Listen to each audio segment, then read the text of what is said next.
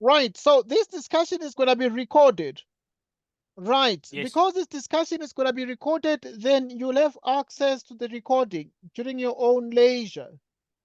Yes, Right, yes. so there are a couple of things, obviously, that you need to learn here. And first things first, you need to learn differentiation. Right, the Yes. first principles have been put on the screen. And it's very important that you're able to do derivatives very, very comfortably. And Yes, yes. we're gonna look together at a couple of problems where, sorry, we're not gonna waste a lot of time in terms of covering the basics, but we are gonna sit on the kinds of things that you need to know for the exam.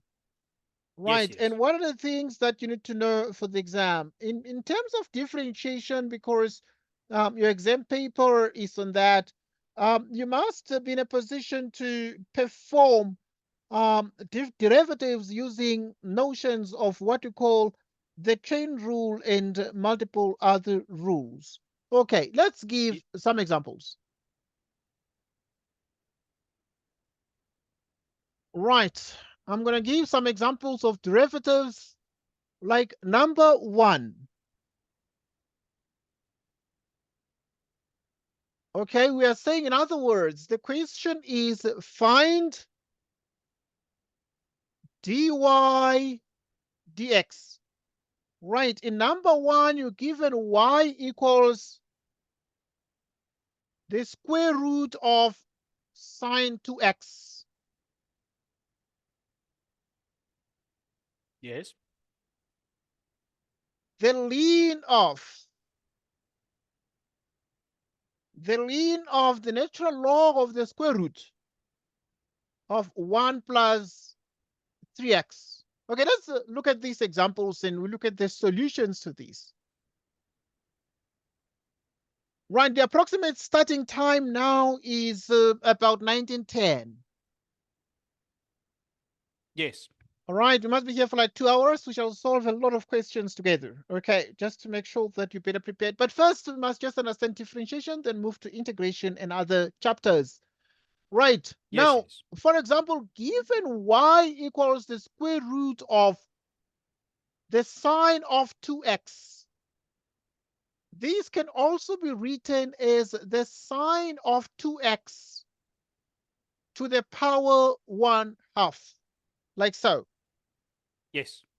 Right, so if we agree that it can be written as the sine of 2x to the power 1/2, what is the derivative in terms of dy dx of this? Right, so you bring down the 1/2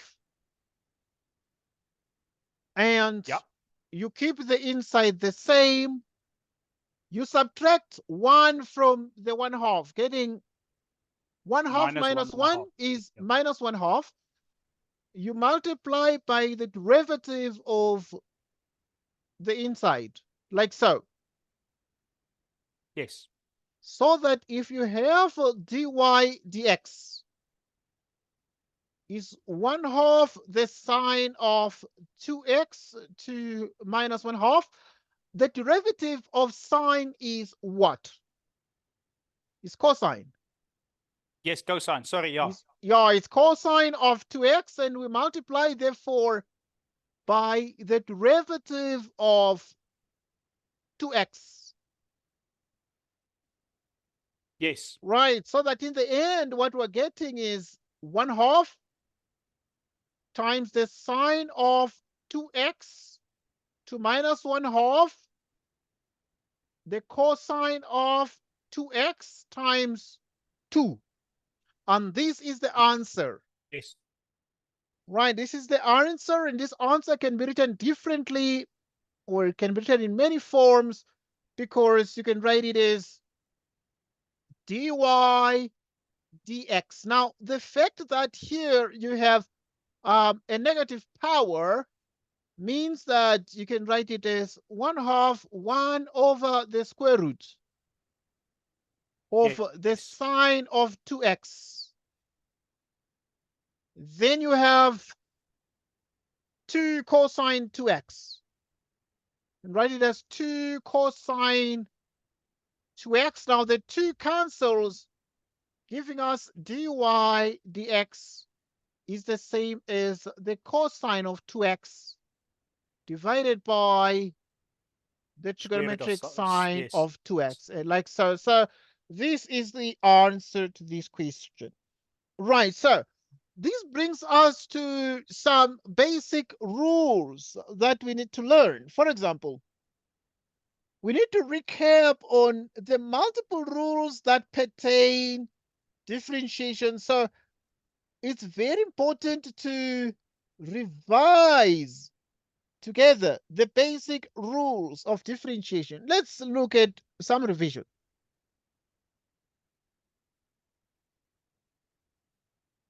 Right, this lesson is being recorded, so you'll have access to this recording. So f of x equals x to the power n implies that f prime. Okay, if f of x is x to the power n, what is the derivative of this function? Is nx to the n minus 1. Yes. Right, so there's another function we can call g, such that if you have f of x to the nth power, then what is g primed of x? Is n f of x to the n minus 1 times f primed of x. Right, so this one is called the chain rule. Yes.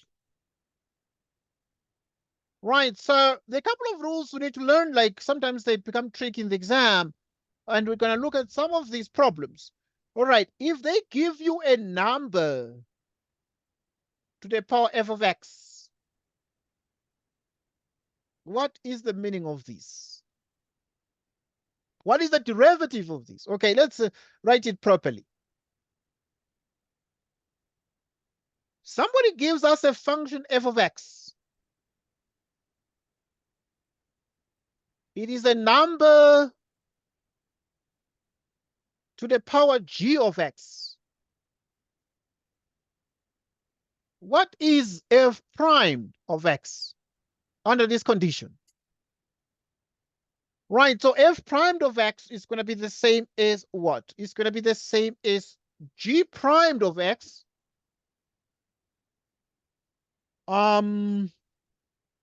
It's going to be exactly g primed of x multiplied by a to the power g of x times the ln of g of x. So if you have a number to the power g of x, the derivative of that is g primed times exactly the same expression times the natural log ln of g of x. Next point. G of x equals e to the power f of x. Okay, if you're given e to the power f, what is g primed of x? Okay, this is the base of the natural log. And therefore, the derivative of g becomes the same thing. But Yes. Stays what the same. you have is you simply multiply by the derivative of the function. Okay, this is some brief revision. I'm just recapping on some of the basic rules, and then we shall go straight to lots of exam questions. Now, there is another rule that says there's a function g. Hello? Yes, I'm here. All right, my dear. All right, just 1 minute. Okay, yeah, I'll take it from the oven, my dear. Oven, please. Okay, thank you, my dear. Right, okay. Right, so you have g of x, which equals the natural log of f of x. Okay, if g of x is the natural log of f of x, what is the derivative of this? The derivative of these becomes what? Okay, if this is the case, to find the derivative, you say 1 over f of x times f primed of x. Right, so in other words, if you have the natural log of a function, it's 1 over the function times the derivative of the function. What about if there's a function, so these are like separate. There is a function g, and you have the log of f base a. Then what is the derivative of this? Like the log of f of x base 3. What is the derivative? Which is 1 over the natural log f primed divided by f of x.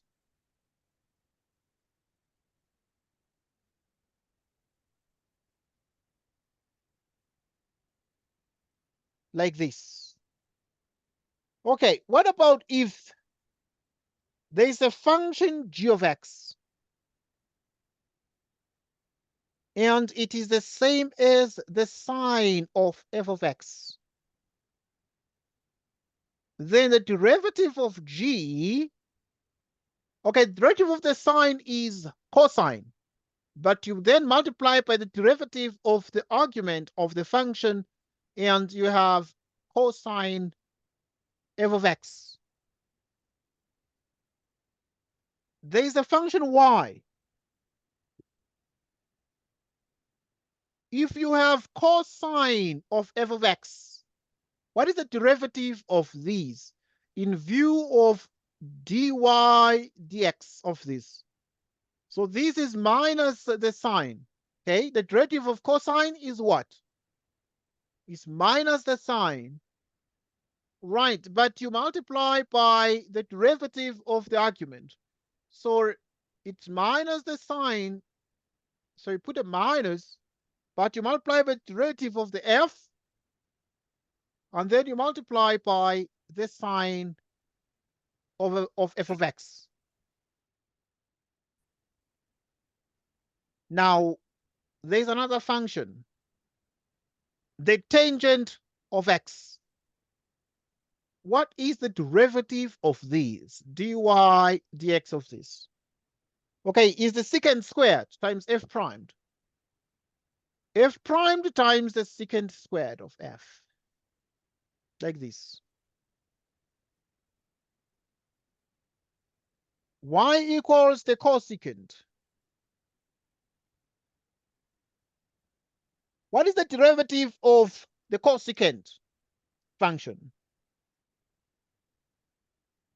So dy dx is going to be the same as minus cosecant of f of x times the cot of f of x times f primed of f of x. Y equals the secant of f of x. Then we can get the derivative dy dx of this. What is the derivative of the secant function? Is the secant of f of x, the tangent of f of x. The derivative of the function becomes f primed of f of x, f primed of x. Right, so now we revise as well. So the derivative of the cosine is a minus sine. The derivative of the tangent is the secant squared. The derivative of the cosecant is minus cosecant the cotangent. The derivative of the secant is the secant times the tangent. The derivative of the cotangent. Right. So in other words, if you have this lesson is being recorded, so you'll get this video, this recording. Right. So y equals cotangent of f. It means, therefore, you can find the derivative of this, so that dy dx of this is exactly minus cosecant squared of x f primed, like this. Okay. Yes. Next, let's look at some examples of this. Let's look at some examples of this.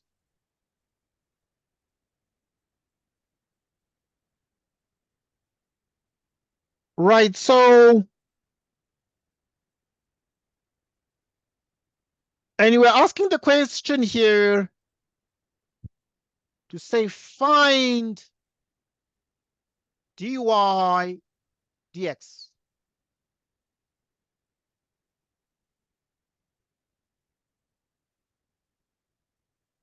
Y equals the sine of 2x minus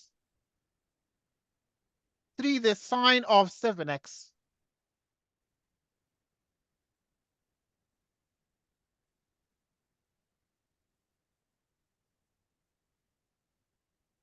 Dy dx. Right, let's look at the derivative of this now. What is the derivative of this function? Right, the derivative of this function is clearly what? Because the derivative of the sine is the cosine.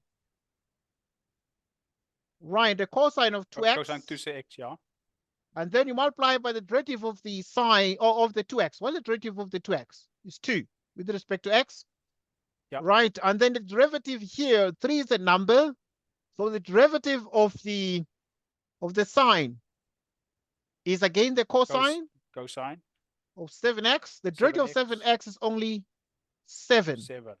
Yeah, and therefore this is the answer already, but you can write it as 2 cosine 2x minus 21 cosine 7x. Okay.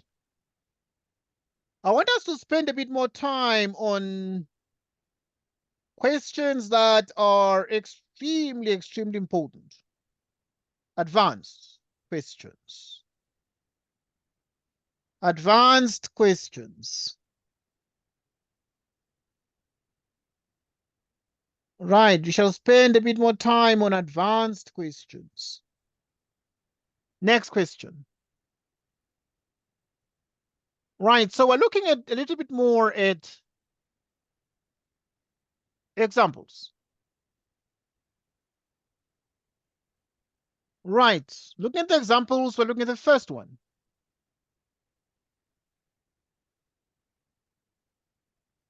And what is the first one?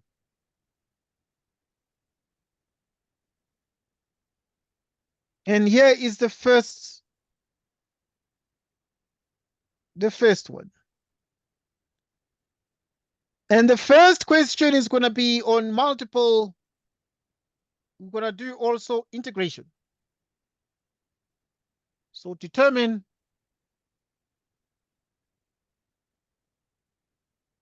the following integrals.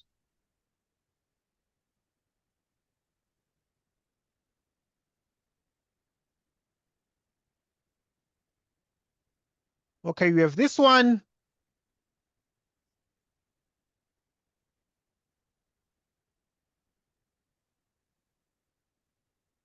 Okay, so we have 2a cubed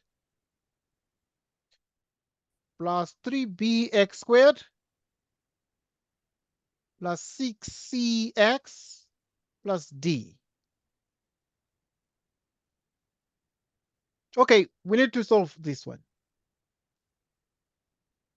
We need to solve this particular question. And we need to look at what to do to solve this particular question. All right, now they asked this question to say, let's do this. And we look at the solution to this.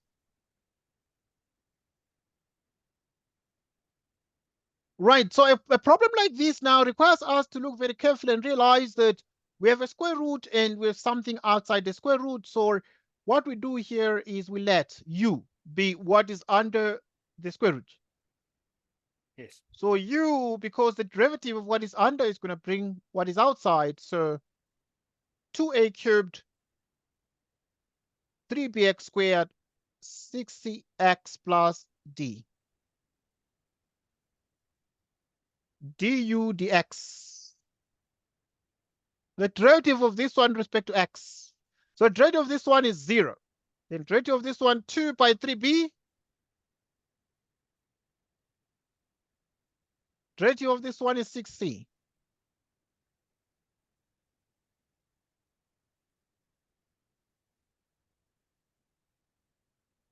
So now we look at these carefully. Okay, there's an x here, please. Okay, so there's no x behind the 2a cubed. Okay, that's a good question. Yes, there's no a beside the 2a cubed. Okay. Yeah, good point. But yeah, there's no x there. Okay. All right. All right. Okay, good. And this is exactly what we are getting here.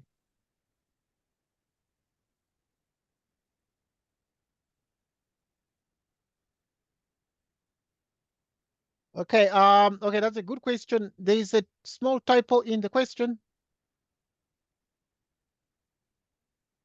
Okay. Yes. Yeah, Yeah, good. that Okay, was. good point. You noted that.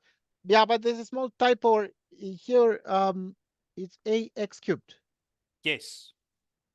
Yeah, like so it's that. going to be, yeah, it's going to be 3 So it's or gonna be 6. Yeah. exactly 6 Yeah. here. Yeah.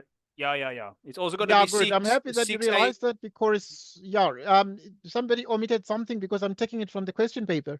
So so it's the derivative of these, therefore, okay, the u is gonna be 2ax cubed. Yes. So at the bottom is going to be 6ax to the power of 2. Yes, well done. So it's gonna be Yes. 6ax squared Yes. plus 6bx plus 6c, like this. Yes. All right, so you continue. Yes, and All isn't right, it so yeah, supposed to be moving the forward. sorry the oh no never mind. No, I thought that d is going to be +1, but it's not going to be +1 because it's not an x. All right, that's No. fine. Thank you so much for engaging with the ideas. So that we have du dx is 6ax squared Yes. 6bx Plus 6c. plus 6c. And then what is the answer?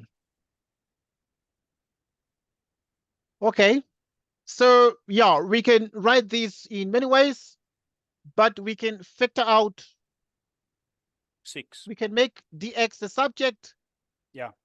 getting du over, and then we can factor out 6 from this, getting ax squared plus bx plus c. What is this? Ax squared plus bx plus c.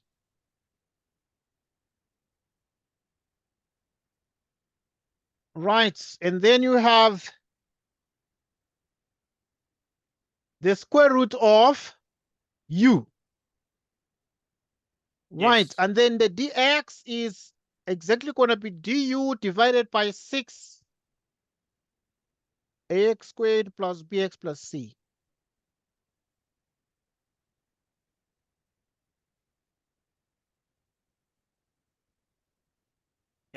So this is exactly 1 out of 6, the integral of u to the 1/2 du.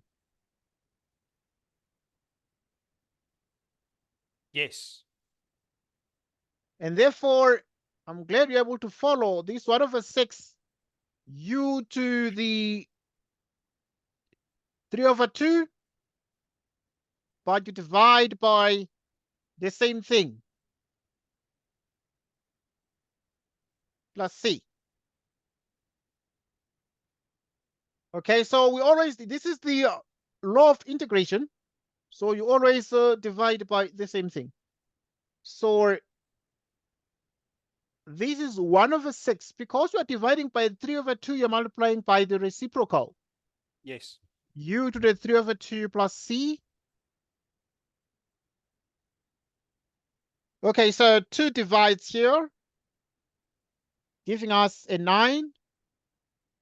And this here becomes, you can write it as u cubed 1/2. 1 over 9, the square root of u cubed, plus c. 1 over 9. What is u here? Is what we had. In the So beginning. u is all this. Yes. Right, good. So u is exactly, okay, we're gonna do a lot of problems, but this is just a start. Okay, right. So we have 2ax cubed plus 3b x squared plus 6cx plus d plus c. So this basically is the answer to the question. Okay. What is the next problem? Here is the next question.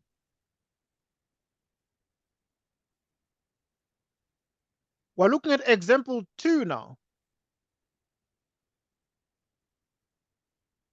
Right, so in view of example 2, and it says evaluate.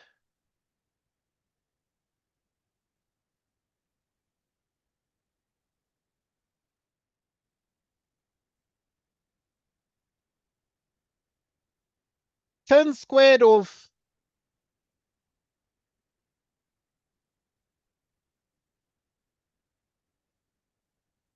and then you have cosine squared of 2x dx. Okay, so now we need to do this one. And what is the answer to this particular question, and how can we do this question here? Obviously, a couple of ways to do this question. Right. And we can look at it and think of how we can do it best. But for example, you can be able to see that the solution can be written as follows to this question.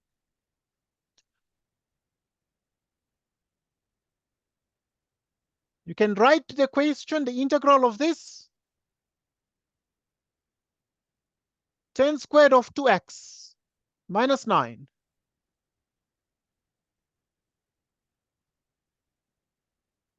dx.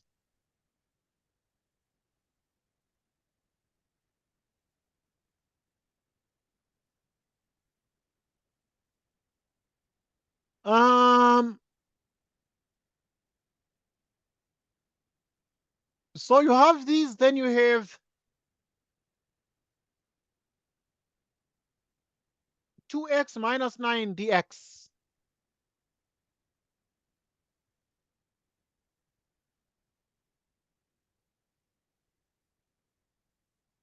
Okay, 1 over the cosine squared is the secant squared. Sorry, can you repeat that? 1 over the cosine squared is the Yes. Oh, secant yes, yes, squared. yes, yes, yes. Sorry. Yes, yes. Okay, that's fine. I'm happy that you're able to note that. All right, and now we are in a better position to use a formula. There's a formula that we use. The formula that we use is that the integral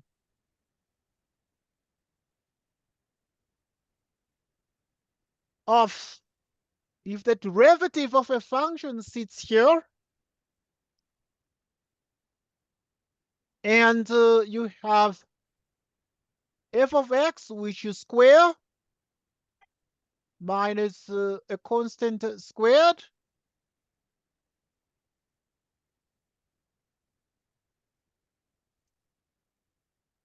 over 2, which is arc,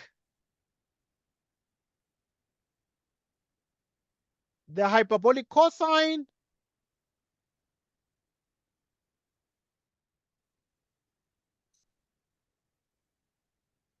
right, the hyperbolic cosine of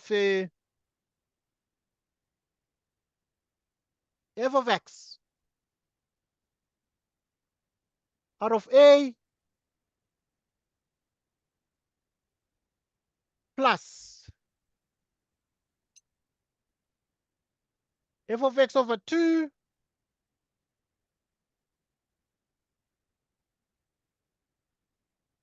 okay, let's put a plus here.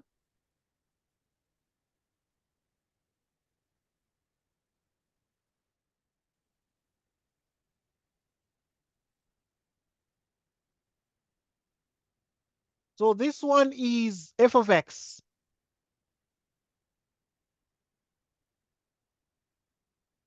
plus c. Okay, this is the formula we're going to use.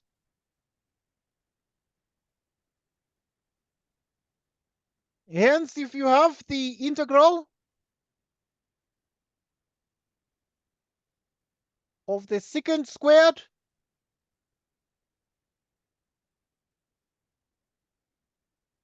of the tangent squared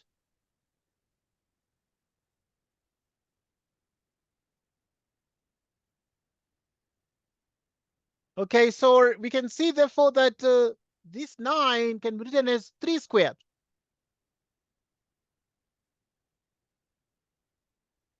Can be written as 3 squared. And this is minus, according to this formula, is going to be 3 squared here, which is going to be 9 out of 2 arc cosh of the f function. The f of x function is what sits under the square, which is the tangent of 2x divided by the 3, the base, plus f of x, which is what is under the square, the tangent of 2x over 2. Let me write it at the bottom.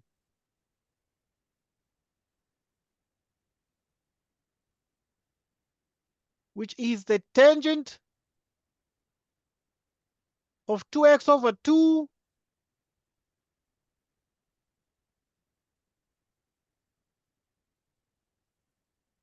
squared minus 9.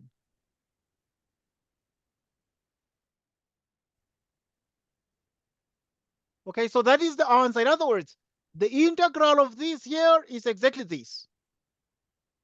Right, another example.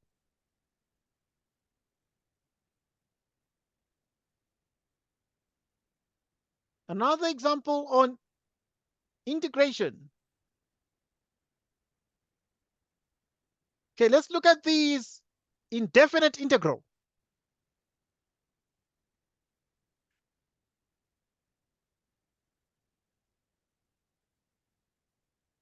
The integral of the hyperbolic sine of x, 1 plus cosh dx. So we need to find this question. So what do we do here? We look at the solution to this. What is the solution to this question? Right, so the solution to this is very, very straightforward, but very easy. We note first that the integral of, there's a formula that we're going to use. And the formula is if you have f primed, f of x dx, which becomes the ln of f of x plus c.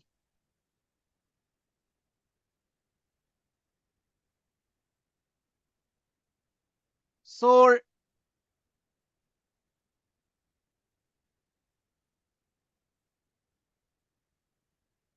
you have 1 plus the cosh dx. So the derivative of this, in other words, this is the same as 1 plus the cosh. Then you have 1 plus the cosh of x, and you take the derivative of that, dx.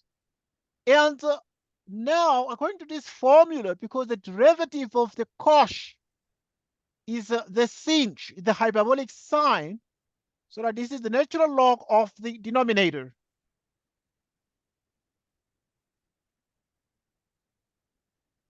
Like this.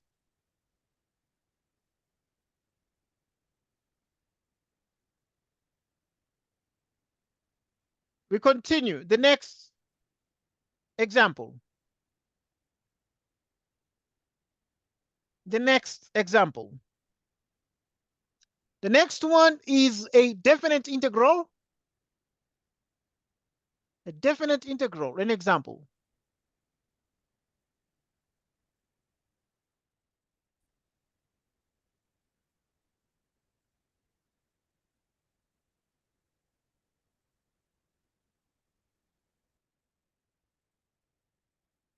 Right. Find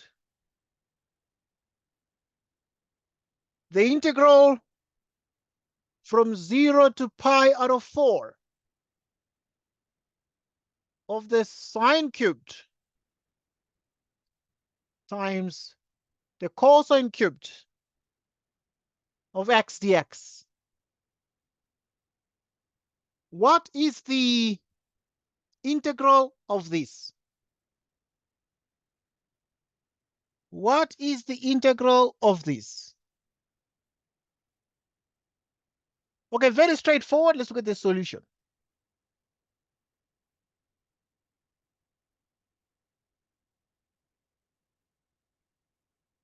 All right, first you need to perform some dissociation or some separation of this.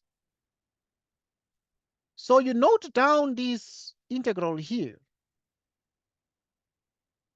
of the sine cubed of x cosine cubed dx.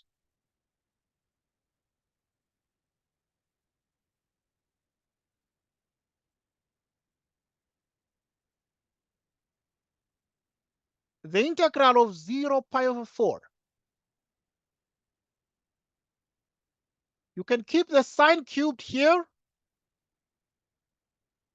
and write here cosine squared times cosine x dx, like so.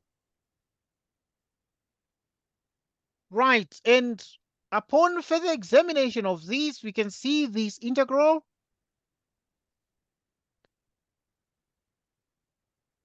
of the sine cubed.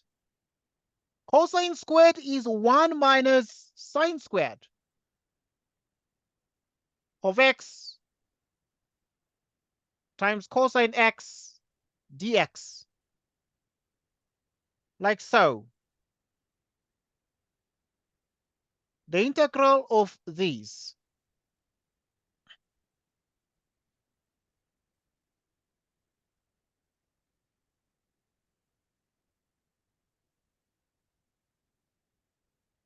which is 1 minus sine squared x cosine x dx. Right, by distribution, this is the integral from 0 to pi over 4 sine cubed cosine x. Pi over 4, the sine, if you multiply here and right now, sine to the 5th power. Sine cubed by sine squared, sine to the 5th power, times cosine. Cosine x dx. So what is this? So here, there's a formula that you need to use here. But also, we use the formula that is very famous, that cosine squared plus sine squared is 1. Cosine squared is therefore 1 minus sine squared. Let u be sine. Let u be sine. The derivative of sine is cosine. It cancels this. And therefore, we get sine to the 4th power of x.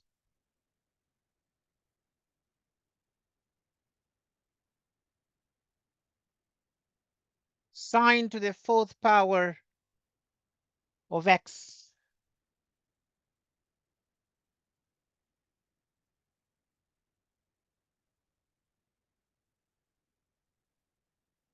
So now, okay, I'm going to state the formula here. Over 4. So this one here, the derivative of this, the integral of this, because the derivative of the sine is the cosine. So this cancels out. And I'm going to give the formula. But this, therefore, is like you adding 1, you add 1 to 3 and divide by the same thing.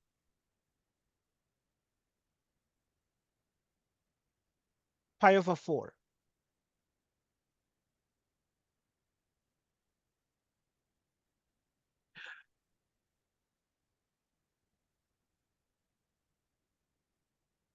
Six of x divided by 6. 0 to pi over 4. Look, the couple of things that we need to state here. The formula that the integral of a function to the power n whose derivative is outside. There's a function whose derivative is outside. Dx. This is the same as f of x to the nth power divided by the nth power plus c. Like so. Right, so in other words, we use that formula here because we can see that, okay, the derivative of the sine is the cosine. Because the derivative of the sine is the cosine, then we can just quickly just add 1 to 3 and divide by the same thing and take the integral performed from 0 to pi over 4, but also the same to the next term here. And we got that exactly. So what is the answer to this? So this is the same as. So this is the sine of pi over 4, do it on a clean slate.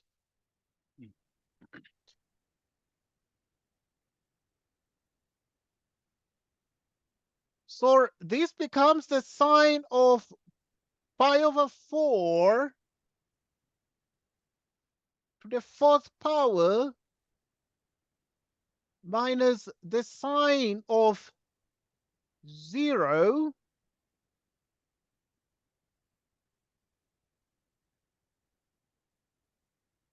the sine to the 6th power of pi over 4 over 6 minus the sine to the 6th power of 0 out of 6. What is this?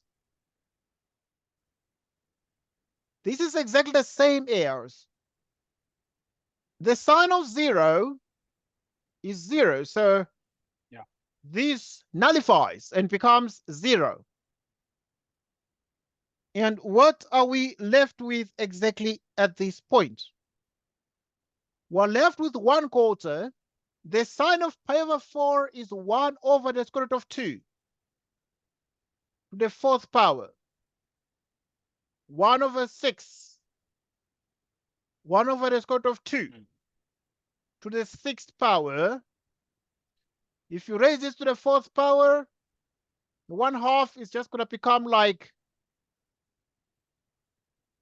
it's going to make this, because the square root is like 1/2. So half of 4 is 2. Same here. 1/2 and becomes a 3. Right. So this is 1/4, 1/4. 1/6, 1/8.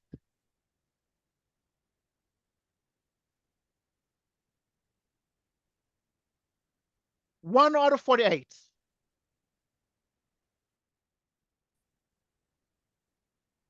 And so what is this? 48. 48 divided by 16 is 3 minus 1. And what is the answer? It's 2 out of 48. 2 out of 48. So, I mean, it means the 24. integral from 0 to pi out of 4 of the sine cubed of x times cosine cubed is 1 out of 24. Yeah. Well, yes. Before that, one can say it is 2 out of 48, but 2 out of 48 is 1 out of 24.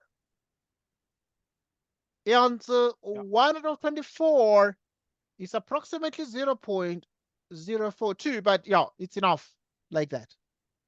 Okay. So you don't need to write the bottom. Yes, the decimal is not necessary. Okay. All right, but yeah, this is recorded, so you'll have access to the full video of this, the full recording. Next example. What about if we have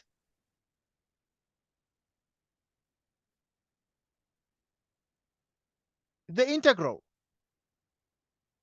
And here the question is evaluate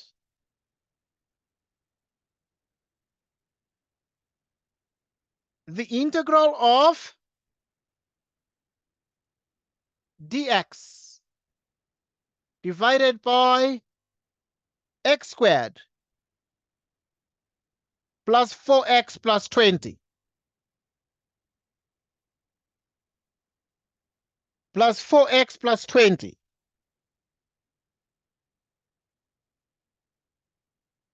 Right, let's look at the solution to this. What is the answer?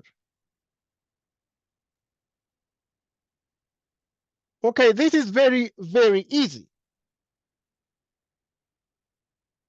Right, because the integral dx of x squared plus 4x plus 20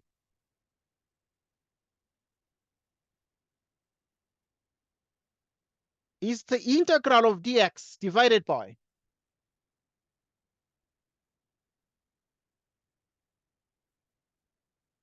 so at this point you have 4x, you complete the square, you take half the coefficient of x minus the same thing, we add 20 to this, And what is all this here? X plus half of 4 is 2.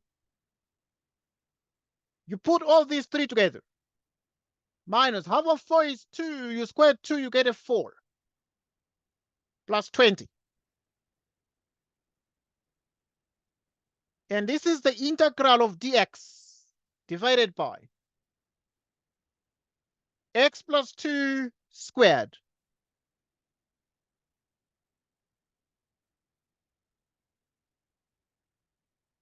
plus 16.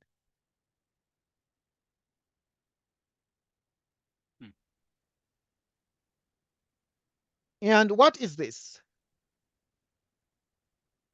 This is exactly dx over x plus 2, 16 is 4 squared.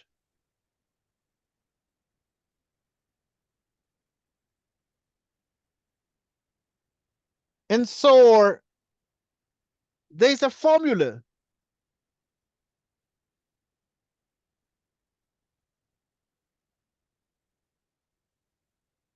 Okay, if you have the integral f primed of x divided by f of x plus a squared, what is the answer to this? This is exactly 1 out of a.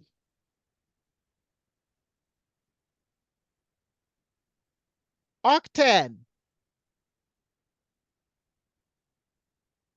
of f of x out of a plus c. With that said, hence we have the integral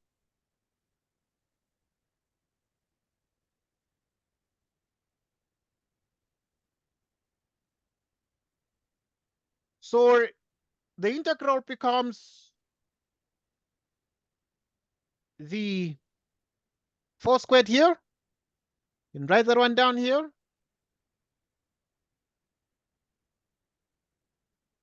So this is exactly 1 out of 4.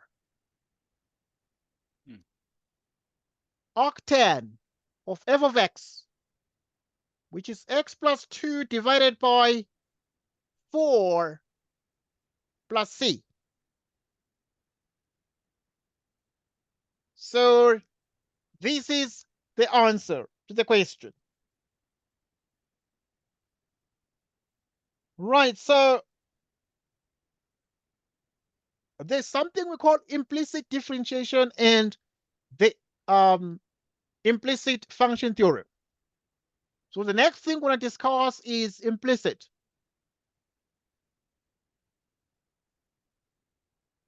Right, so we're going to proceed to discuss another form of differentiation that comes in the exam called implicit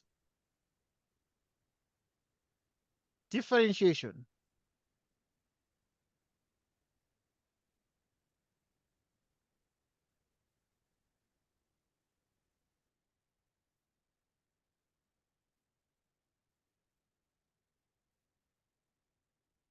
Implicit differentiation. What is the question?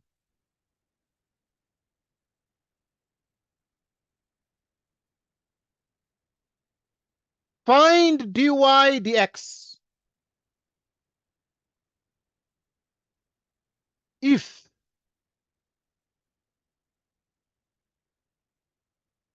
the cosine of x squared plus y squared minus 2xy is equal to 0.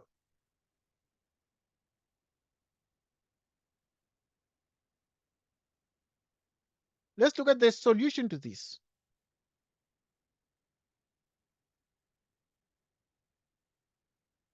Let's look at the solution to this. What is the solution to this? So the solution to this is very straightforward. First things first, we write down the question. cosine of this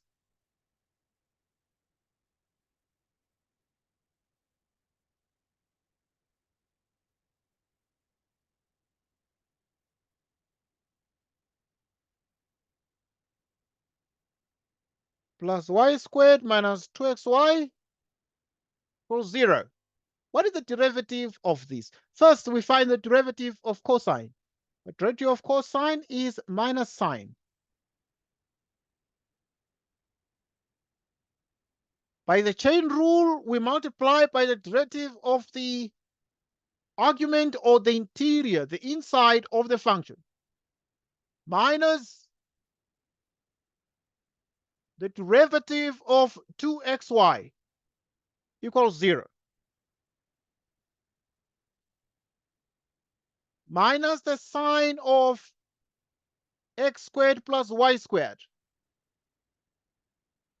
The derivative of x squared plus y squared minus the derivative of 2xy equals 0. This is x squared plus y squared. What is the derivative of 2x of x squared? It's twice x. The derivative of y squared is twice y.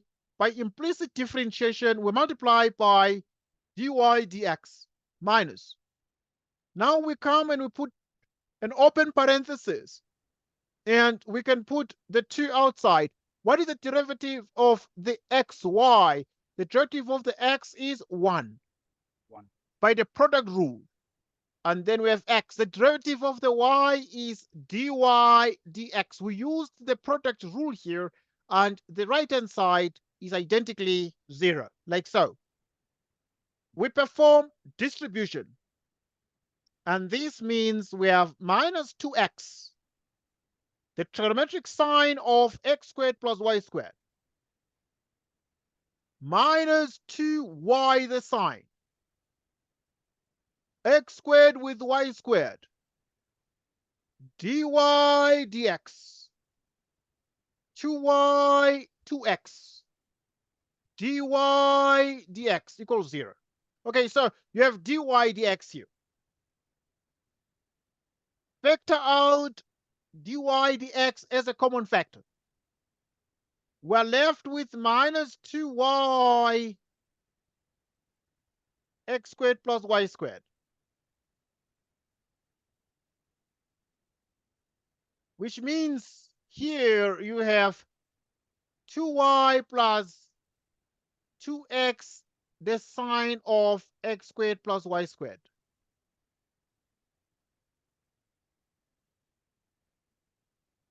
Dy dx.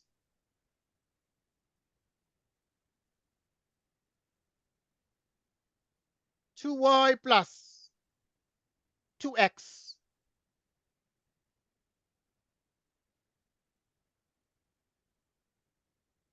the sine of x squared plus y squared.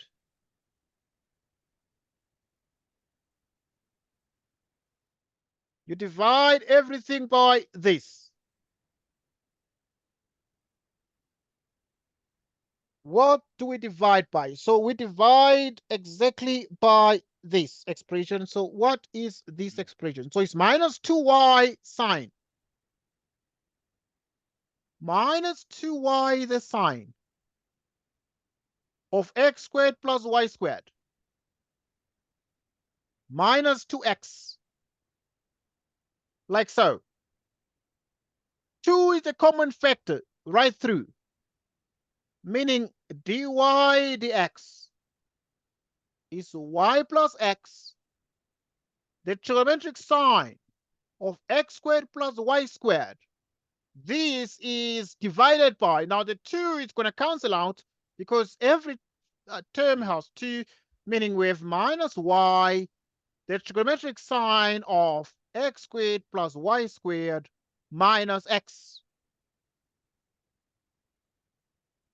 And this is exactly the answer.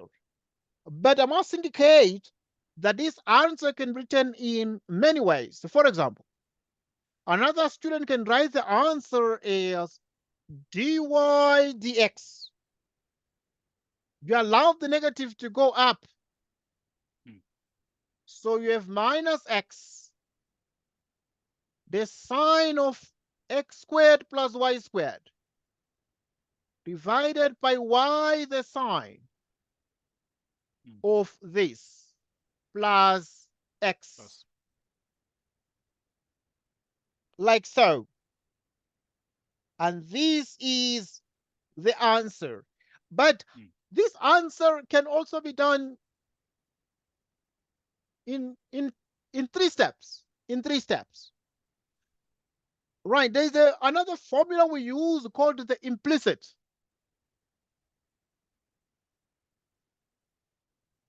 The implicit function theorem.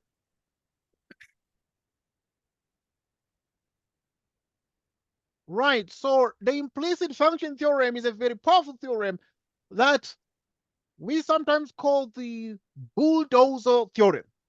Bulldozer theorem because it's as strong as an elephant. It's powerful. So we mustn't lose sight of the fact that we need to find the derivative of y with respect to x if we are given the cosine x squared with y squared minus 2xy equals 0, like so. Okay. We are in business and we proceed with ease and want to present the solution in a slightly easier manner. Hence, we look at the solution to this problem. What is the solution to this problem? We let f of x and y be equal to this expression that is equal to 0. Cosine of x squared plus y squared minus 2xy. Upon further examination, we realize that we can use partial derivatives. So f sub x becomes the partial derivative of f with respect to x. What is the partial derivative of this? In other words, the partial derivative of the cosine is minus the sine, minus the trigonometric sine of x squared plus y squared. But you multiply by the partial derivative of x squared plus y squared by the chain rule, minus 2 into the partial derivative of this with respect to x, which is the derivative of x partially is 1 times y, like so. What is the meaning of this? F subscript x. The derivative of x squared is what? 2x minus twice x. The sine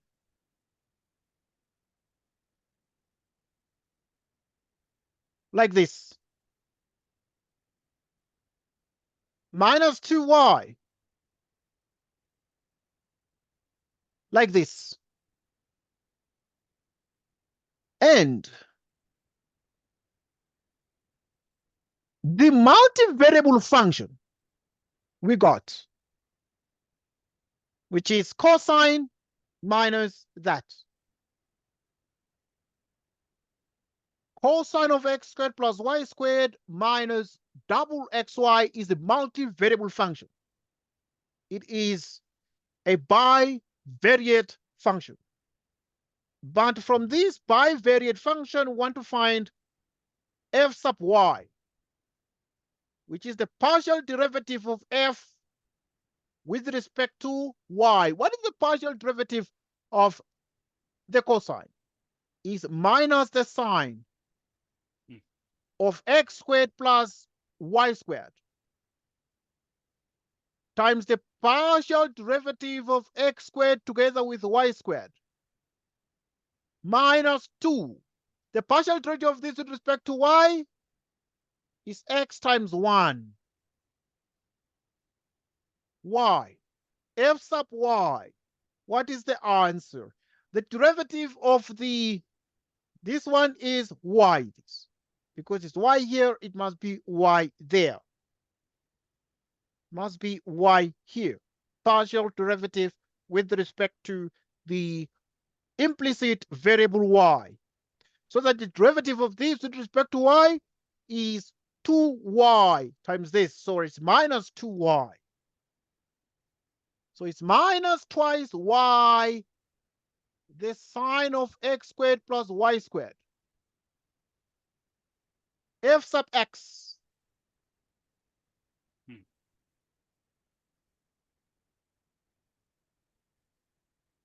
F sub x is minus, okay, there's something else.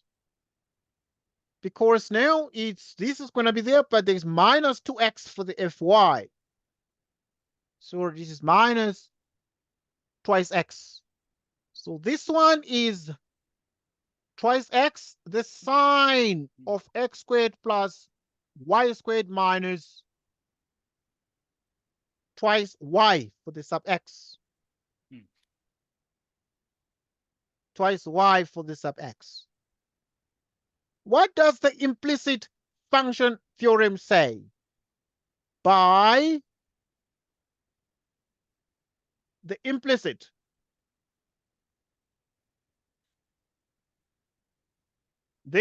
function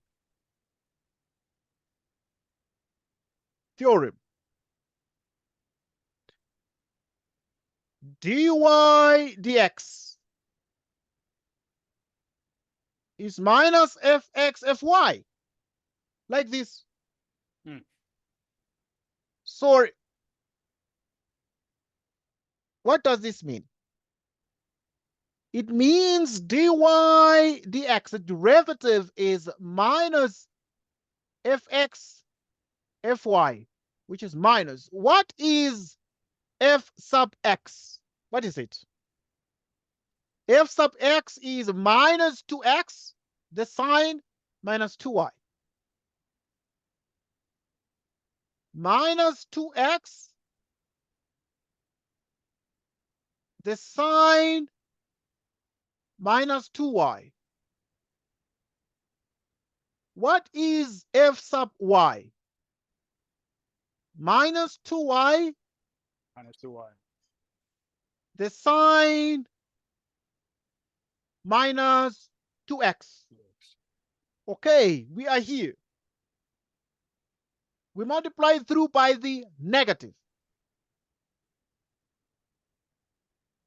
2x, the sine of x squared plus y squared. Plus 2y. Plus 2y. Minus 2y, the sine of x squared plus y squared.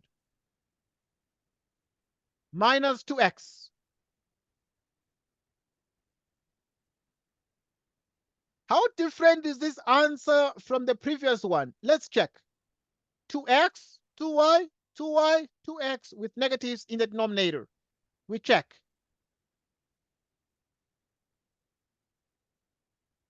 Okay, we need to just to cancel 2 as a common factor because the 2 appears and the answers are identical in every respect with the yx, yx.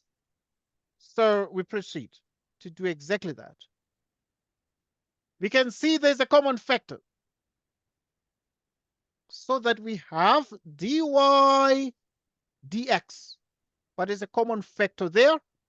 And we have exactly y, like this.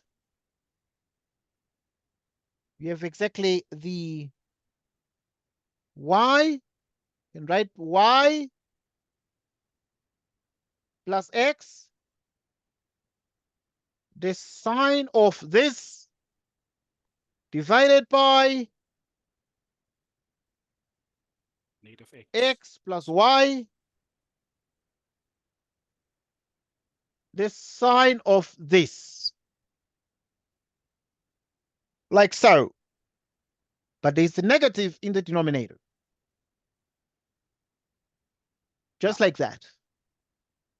And this is the answer as obtained before.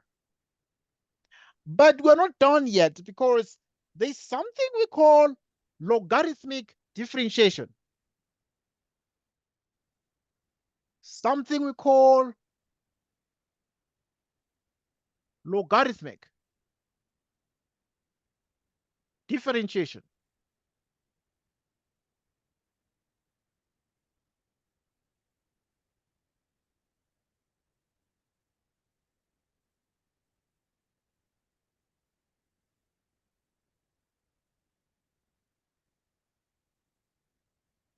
Logarithmic differentiation.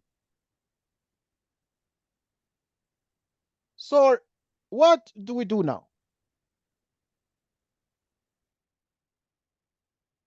What do we do now? Here is an exercise, an example. Find dy dx if y is e to the power x times x to the power sine x. So what is this? But how do we use logarithmic differentiation? In particular, what is logarithmic differentiation? What is logarithmic differentiation? We explain in detail. First things first, we must write down the question. Y is e to the power x times x, the sine of x. The ln of y, which is the ln of e to the power x, x, the sine of x. And what is this here? This is the ln of y into the ln of e to the power x plus this is the product law for the natural logarithm. So this is x to the power the sine of x. What is next? So we have this, the ln of e to the power x plus that, plus the ln of x, the sine,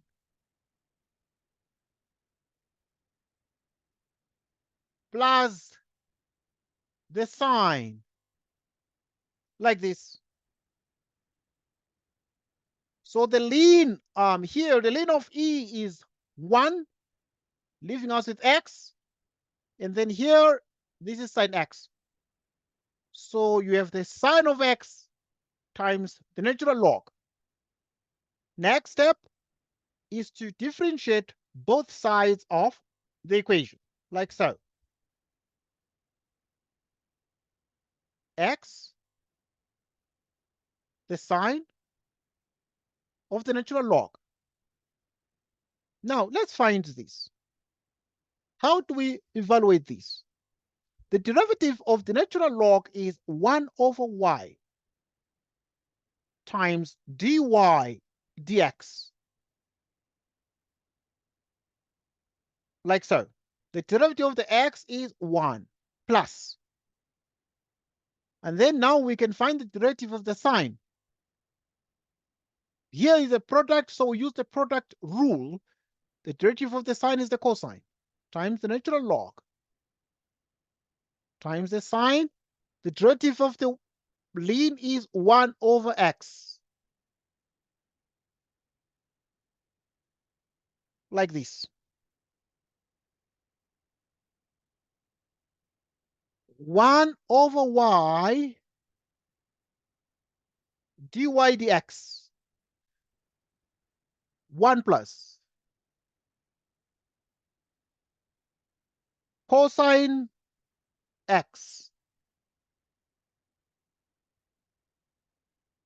ln x plus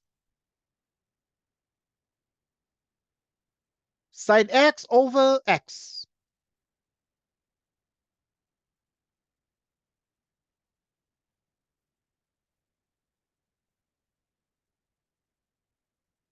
Which is y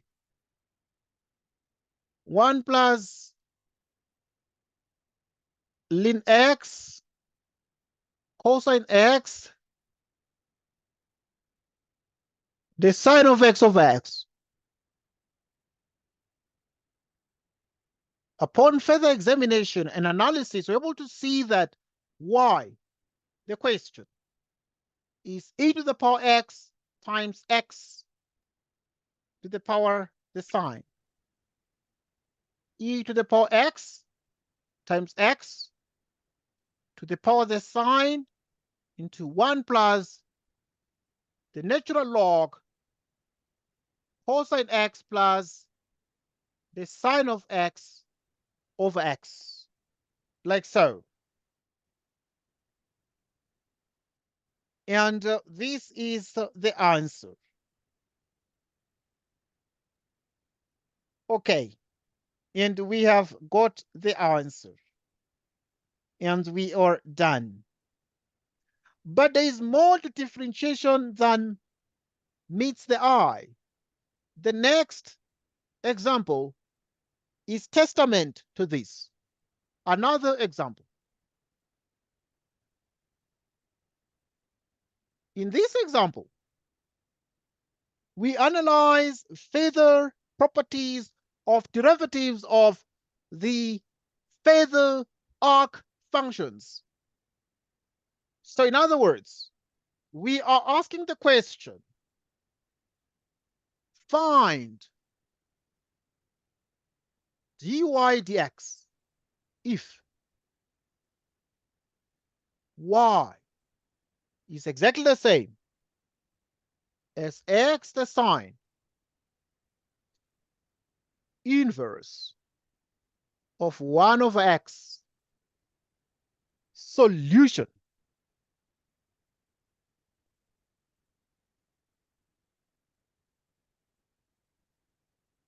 Solution.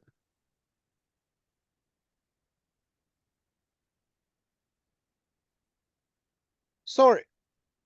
What is the answer to this here?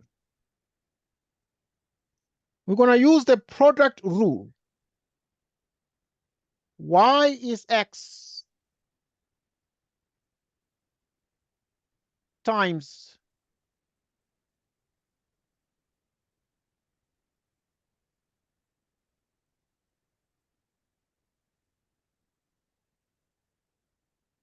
arc inverse of this. Sorry. Okay, we continue now to solve this problem, but this is a product of two functions, and we're going to use the product rule, meaning dy dx. First, we find the product of x, the derivative of x, 1. We keep the arc hyperbolic function constant, plus x times the derivative of the arc hyperbolic function. What is it? So it's 1 over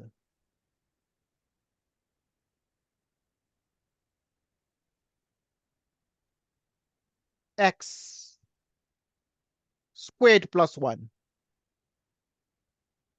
Okay, the derivative of the arc using the table is always 1 over. Okay, so obviously the table is there at the back of the exam paper. Okay, so you have this. It's 1 over. So if you differentiate the arc sine, hyperbolic sine, you get this. But you multiply by the derivative of 1 over x.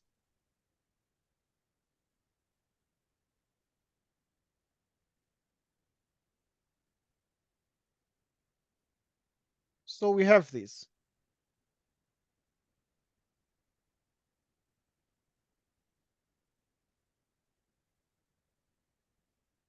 So what is this here?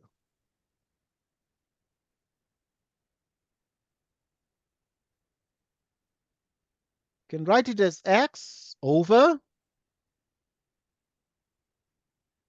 1 over x squared plus 1. The derivative of this is minus 1 over x squared.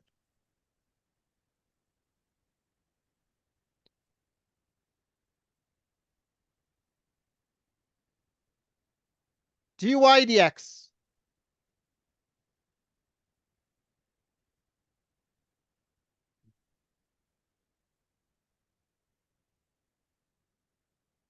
One over x.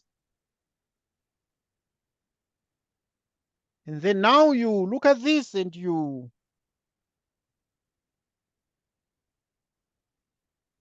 attempt to simplify this. You attempt to simplify this. What is the simplified expression here?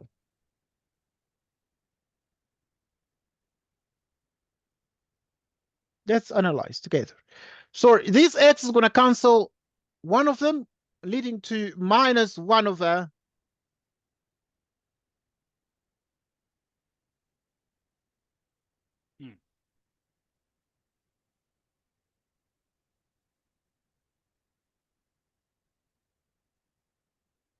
like this.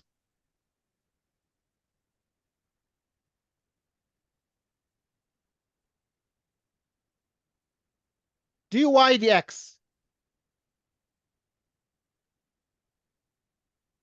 which is arc sine of this.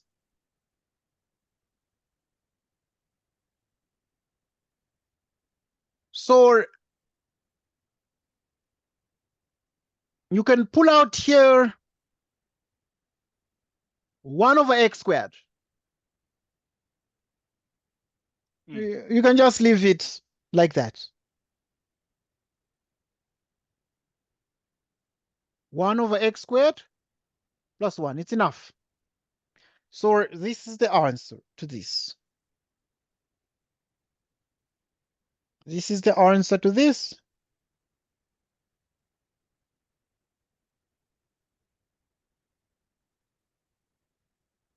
But for a positive x,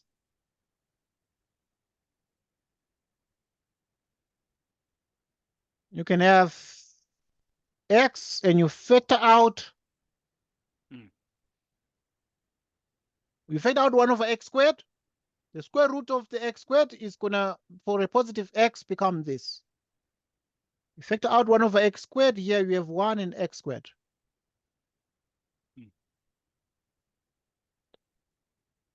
Okay, so this is arc sine of 1 over x. 1 over the square root. Like this. This is the answer.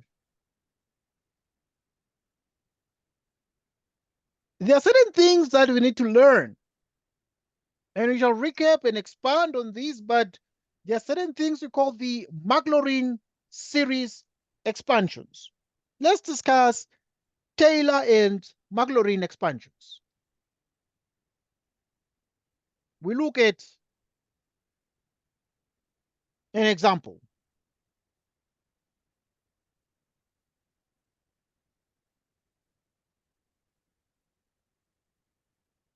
In this example, we're looking at what we call the question that says find. Find the Maclaurin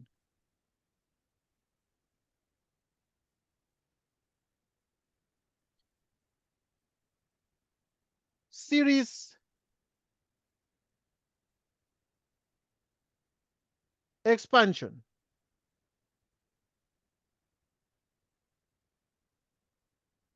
of sine x to 3 terms. What is the answer to this solution? We prepare the solution together to this. Find the Maclaurin expansion of sine x to 3 terms. What do we do? Straightforward and very, very easy. But first, we must write down the formula. What is the formula? Right, the Maclaurin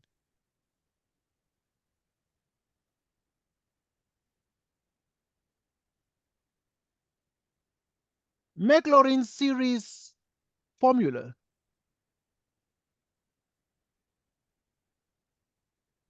What is this formula? It says f of x is equal to f of 0, f primed of 0, 1 factorial, plus f double primed of 0. Sorry, there must be an x in front of the plus. Yeah. Thank you so much. You're good. 2 factorial x squared plus f, the third derivative, 3 factorial, the cube here, and so on. And it goes on to the nth derivative. You can take it to the nth derivative. At 0, you have x to the n over n factorial, and so on. So it goes on up to infinity. And obviously, we shall discuss the aspects of convergence of the Maclaurin series. Okay, let's look at some derivatives of the sine function. So we first let f of x be the trigonometric sine of x. And then what is the derivative of this? Is cosine x. Cosine x.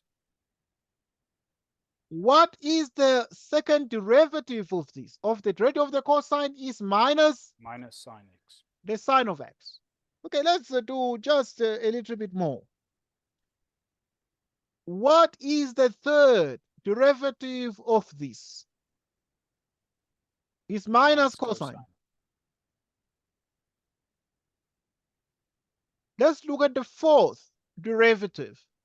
It's minus sine, and then it's going to be plus. Okay. Yeah. What is f of 0 from this? Is the sine of 0. What is sine 0? It's 0. If you have f primed is the cosine, so f primed of 0 is the cosine of 0. What's cosine 0? 1. 1. The double prime of 0 is minus the sine of 0. What is sine 0? Minus 0. 0. Triple primed. Minus cosine 0. What's cosine 0? Minus 1. The minus cosine 0 becomes minus 1. The fourth derivative at 0. So you have the sine of 0, which is 0. 0. So, what is all this here? Well, it tells us that this is f of 0. F primed of 0x. Double primed of 0x squared over 2 factorial. Triple primed of 0x cubed over 3 factorial. And so on. Okay, let's write, we did up to the fourth derivative. So we can do the fourth derivative at 0, x to the fourth, 4 factorial. Right back to business, f of 0. What is f of 0? It is 0. No need to write. F primed is 1. 1 by x is x. F double primed is 0. This goes away. The triple primed is minus 1. Triple primed is minus 1, so it's going to become minus x cubed over 3 factorial. I must indicate that the next one is going to be x to the 5th power over 5 factorial minus, and so on, like this. Mm. So this is the answer. And now this is done to the third term of this. Okay. There is another question.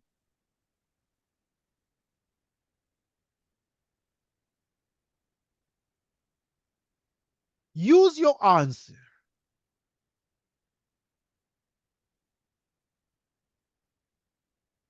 Use your answer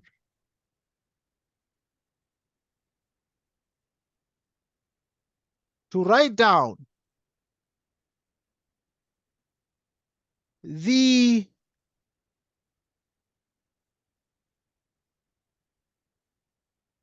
Maclaurin expansion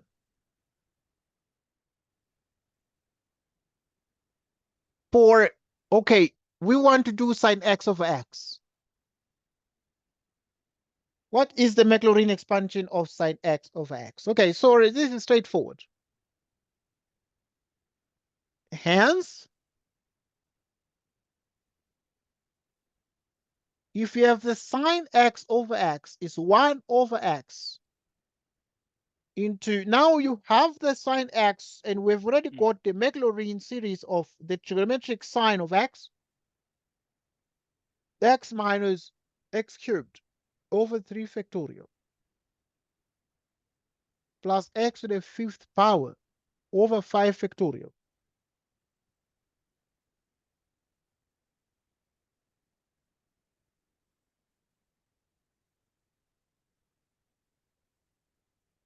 So divide here, we have 1 minus x squared over 3 factorial, x to the 4th over 5 factorial, and so on. So now we have found the Maclaurin series expansion of sine x over x using our answer. And this here is to the third term of this. Here's another question.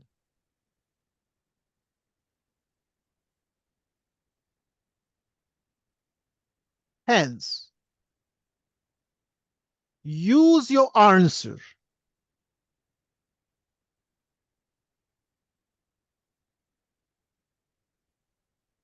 to evaluate the limit of this sine x over x. What is the answer to this? We look at the solution to this.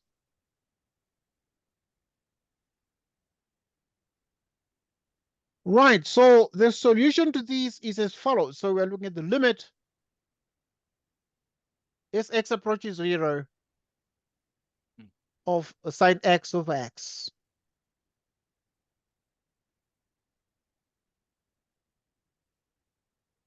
What is sine x over x? Is 1 minus x squared over 3 factorial.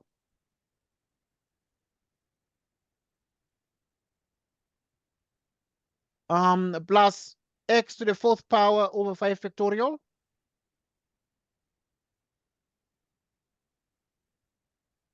Okay, minus. The signs alternate here. This is minus, like so. Meaning you have the limit as x approaches 0 of the trigonometric sine of x of x. And obviously this is going to be 0, 0, and the limit is 1. It's 1. So we have that. Okay.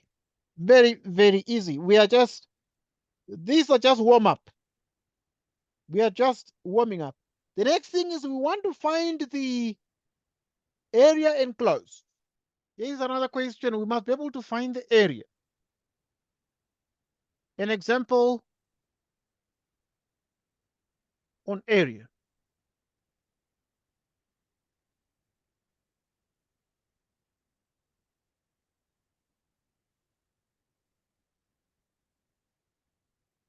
The area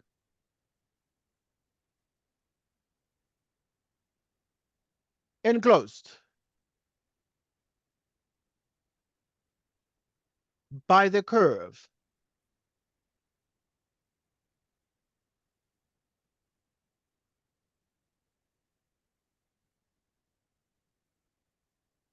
y equals x squared plus 4.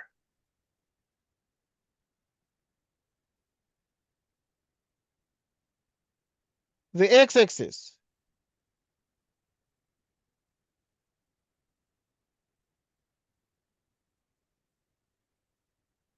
and the lines x equals 1 and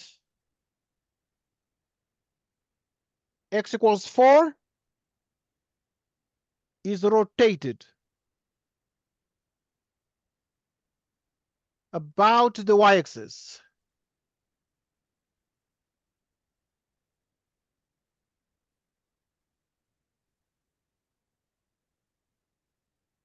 Determine the volume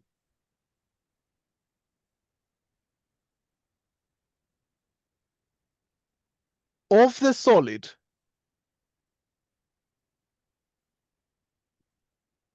of revolution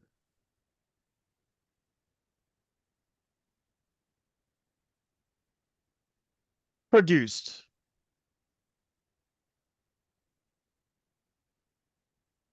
Let's look at the solution to this.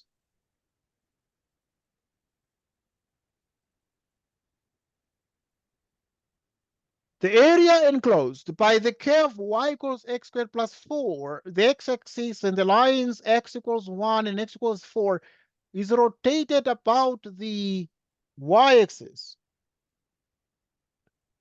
So we are interested in finding the volume. This is a volume question. Let us find the volume.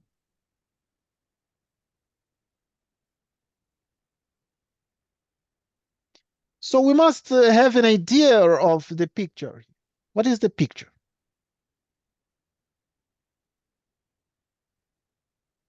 Like this.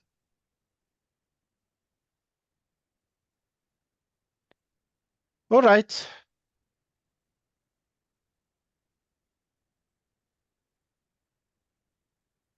Like this. This x equals 1 and this x equals 4.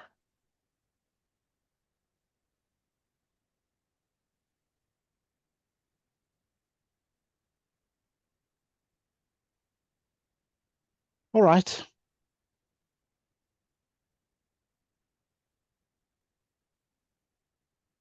X squared plus 4.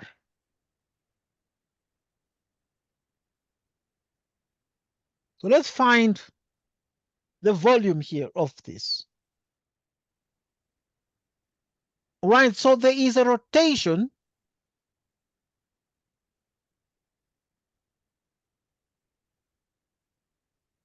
about the y-axis.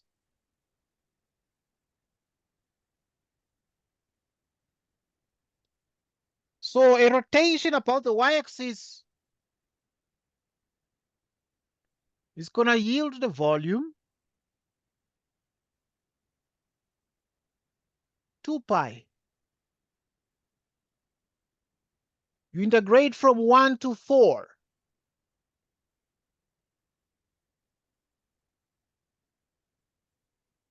And you have x into x squared plus 4 dx. If you rotate about the y-axis, x is between 1 and 4. And the y function is actually x squared plus 4. And you multiply it by x, and that is the formula. So that the volume, and we're yet to do volumes and areas in detail. 1 to 4. By distribution here, x by x squared is x cubed plus 4x dx. Let's integrate these here. 2 pi into x to the 4th 2x squared. 1 to 4. Volume.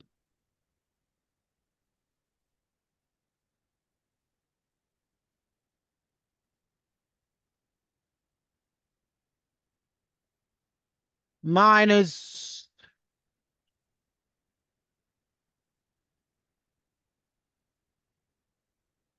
minus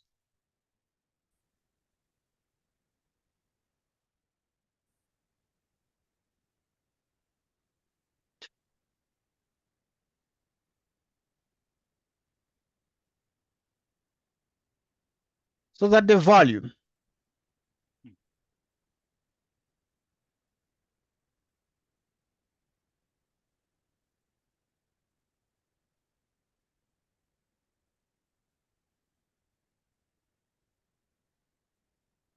right. So obviously, if you look at this here, this is exactly 4 to the 4th power divided by 4, which is 4 cubed here.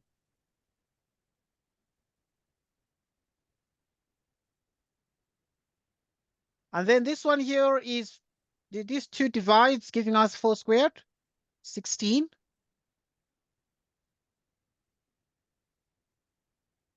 And then this one is 1/4 plus 1/2, which is 3/4. This is minus 3/4.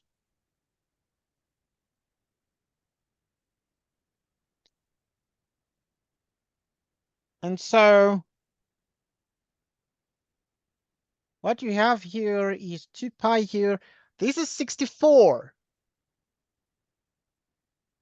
70, 80 minus 0.75, like so.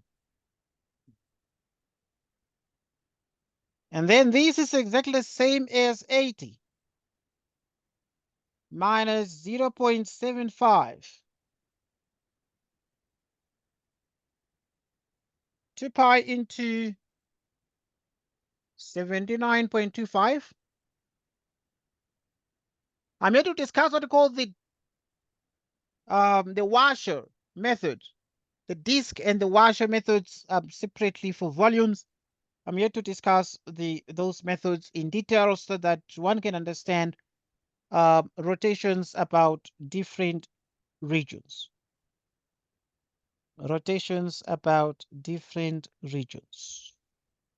Just a minute, let me just check here. Let me just check in detail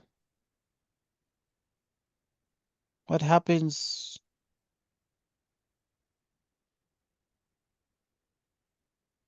Okay, I'm just checking, please. Okay, there's a small typo here. Yeah, it's rotation about the y-axis, yes. Yes. Yeah. Right. If it's rotation about the y-axis, but now the typo is there's a 4 here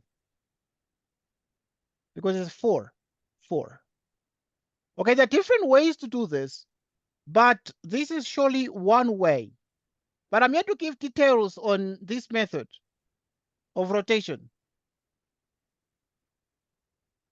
Okay, so if you divide 4 by 2, because there was a 4 there, so if you divide 4 by 2, there must be a 2 here.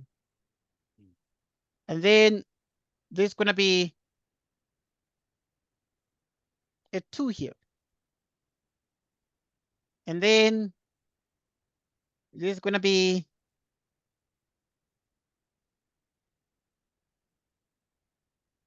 a 2 here. Okay, but I'm here to give more details on this method once again. And then here it's 2 and that, so which means that it's going to be 4 by 2, which is 8, 9 out of 4. Hmm. Okay, so, okay, but yeah, this is a different question. As said already, it requires the notion of this particular method of integration. This 2 pi volume method is perhaps not so popular, but very, very useful. Is rotation about the y-axis? Yes, but we use dependence on x. Right, so this then is the same as what?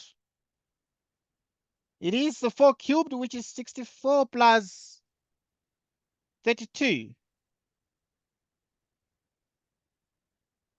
minus, which is 96. Check this.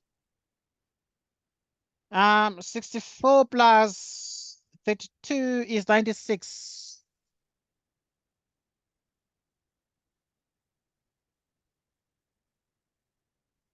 Which is 96 minus 9 divided by 4. Let me check this. Hmm. 93.75 by 2. 187.5. That is the correct answer. So which means the volume is 187.5 pi cubic units. Okay, I'm here to spend a bit more time on this, but my point is rotation about the y-axis. But now, if we use the 2 pi method, we actually consider that x runs from 1 to 4, and the function itself is the y equals x squared plus 4. We multiply that by x and integrate. Okay. Okay. I'm yet to give more details on this particular method. Okay, now the next question is about a beam.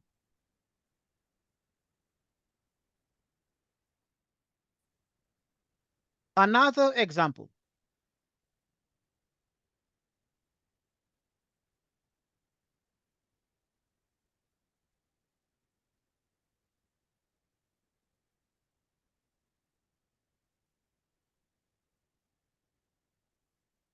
A beam of length L.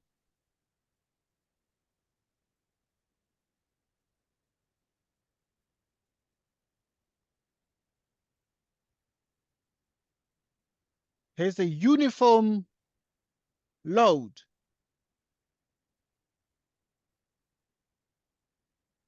W given by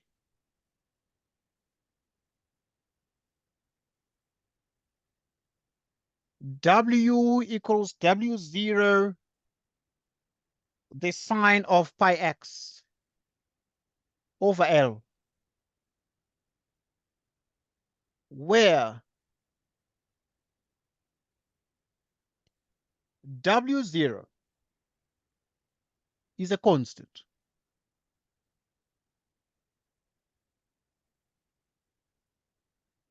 and x is the distance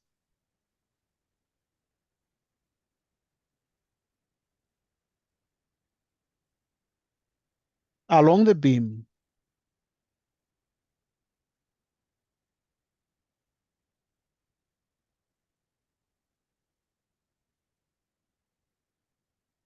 The total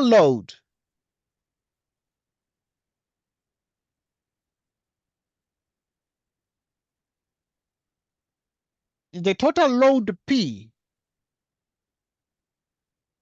and the reaction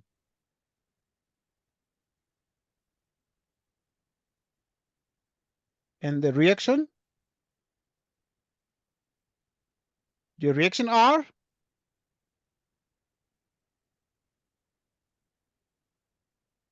are given by P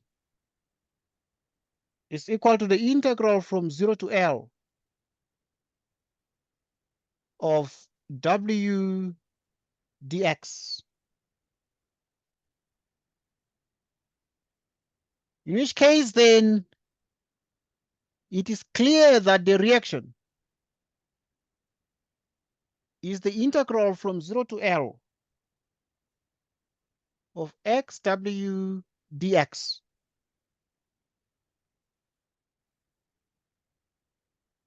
We need to show that P is the 2W0L divided by pi.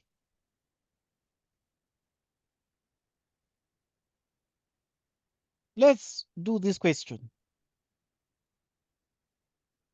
Let us do this question. So we present the solution to this.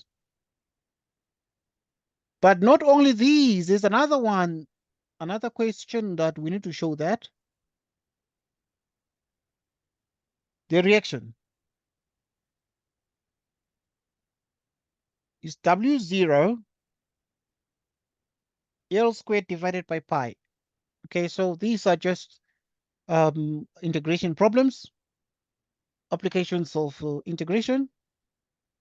Let's look at the solution to the load and beam problem. Right, look, there are a couple of things that remain pivotal here, but that are extremely important for us to consider. We note that W0, but first just W alone is W0, the sine of pi x over L, and P is the integral from 0 to L of W dx.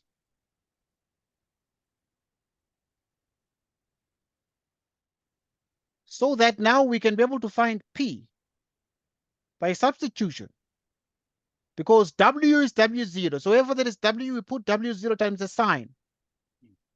Substitution is W0 times the sine pi x over L.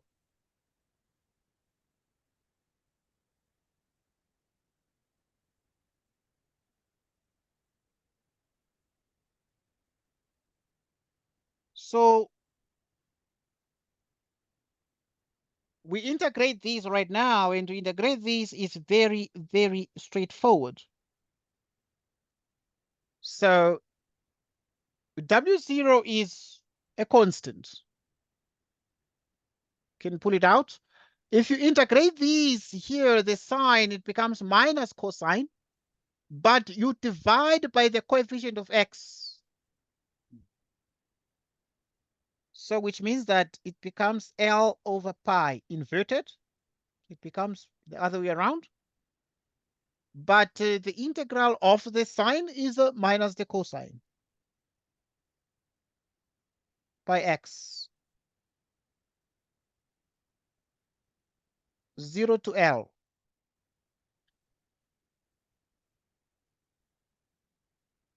Minus, like this.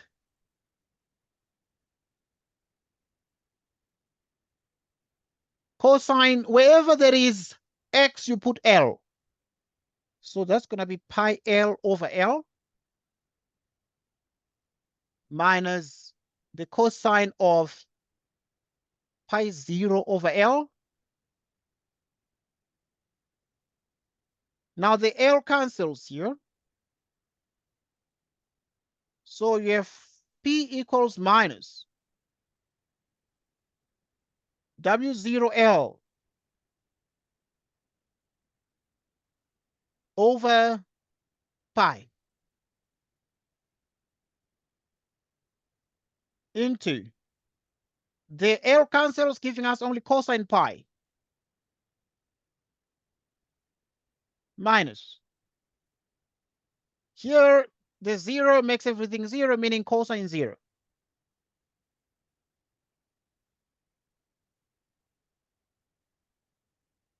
W0 over pi. What is cosine pi? It's -1 minus 1. -1 is what? Is -2, giving us 2 omega 0 L, or rather W0 L divided by exactly that.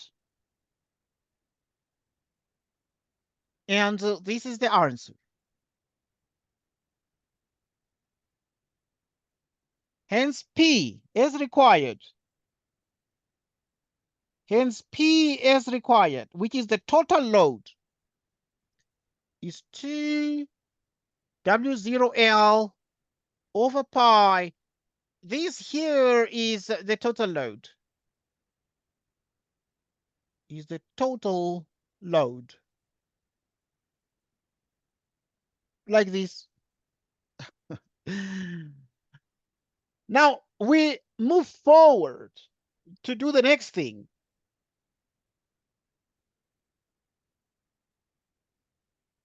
Is to solve the next question.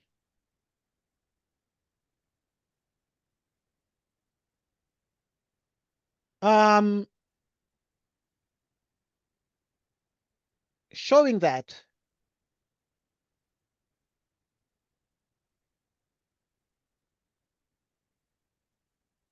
that the reaction in this load beam question, the reaction is given by W0L squared divided by pi. Solution to this.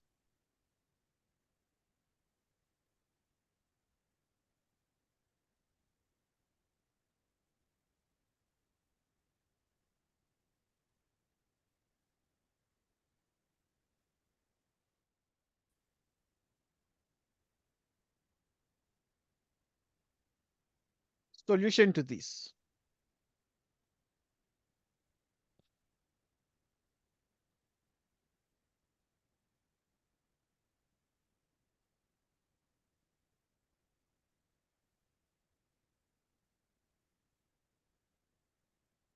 Right, so the solution is as follows.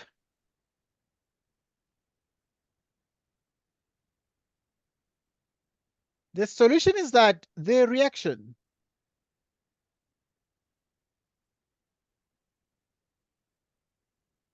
is the integral from 0 to L of xw dx.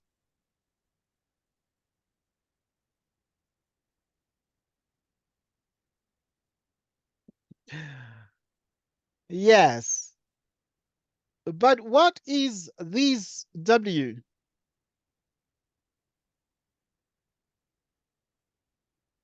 Is W0 the sine of pi x over L? Okay, I'm here to spend time on expanding on some of these to make sure that you understand the different parts that form these exam.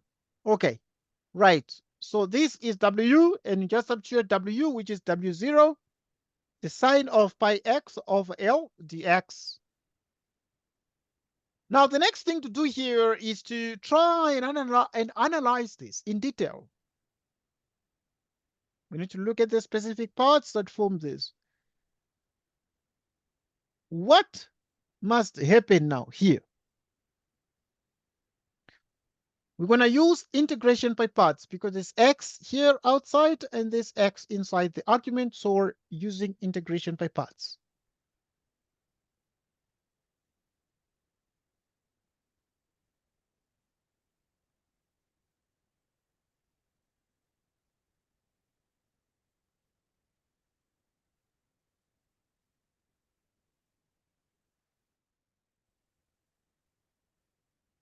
Which is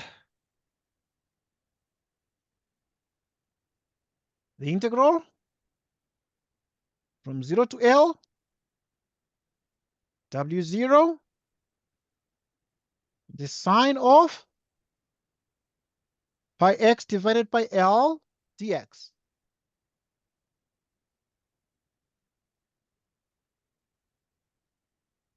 Okay, integration by parts.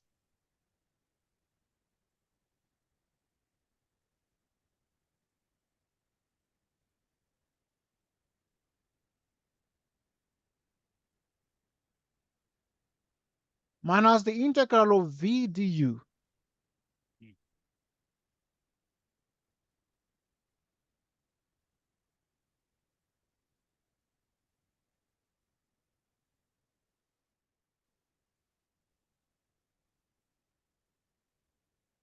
Okay, so we let u to be x,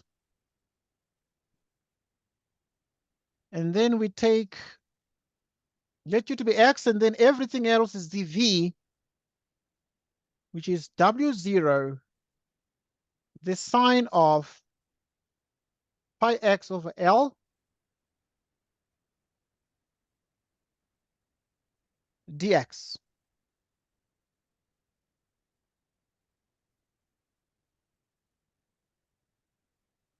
So we differentiate this one. Du becomes dx because du dx is 1. The derivative of this is 1. We integrate this one now with respect to x. Ideally, we find a derivative of this, rather the integral of this. Right, we perform integration both sides of this. So that v, if you find the integral of these, is minus cosine.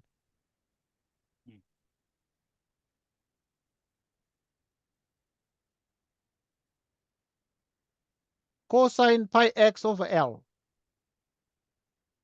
Okay, because if you integrate this with respect to x, then the L and the pi change places and the L goes up. You sort of divide by the coefficient of x. And you have this kind of format, but yeah, this is our v, like this. And with this said, then we are in business hands.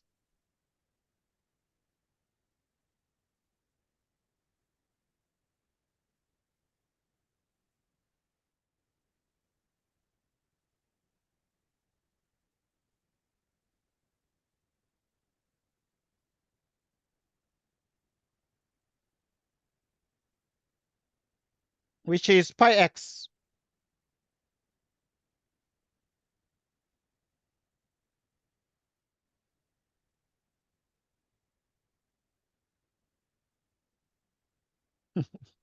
Okay, we're continuing.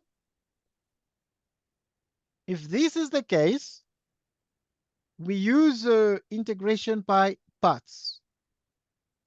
And the integration by parts says the integral of u dv is uv minus the integral of v du.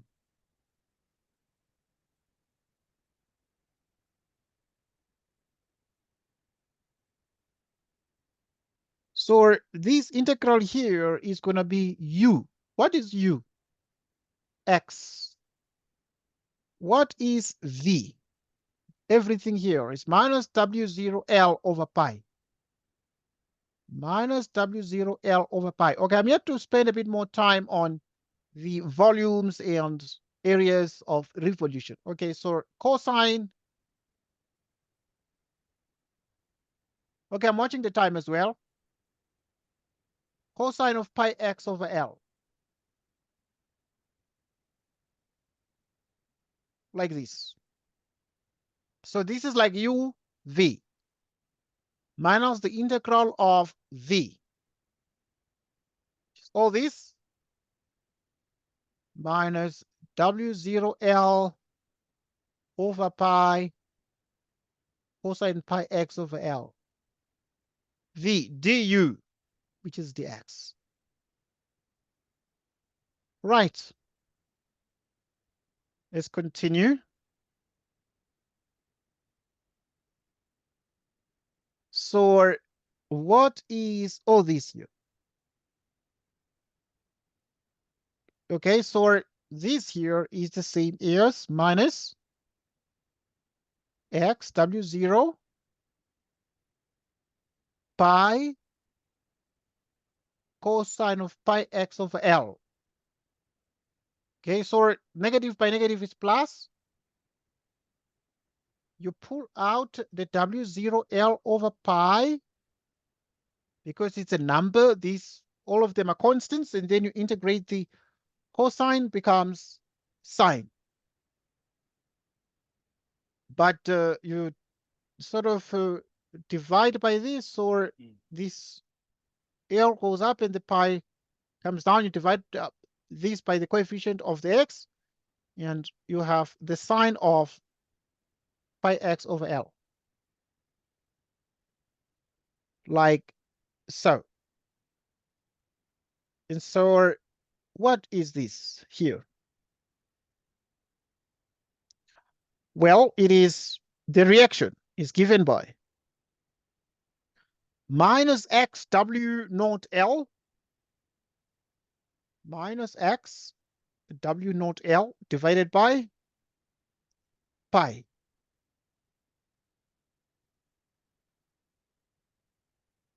Times cosine of pi x over L.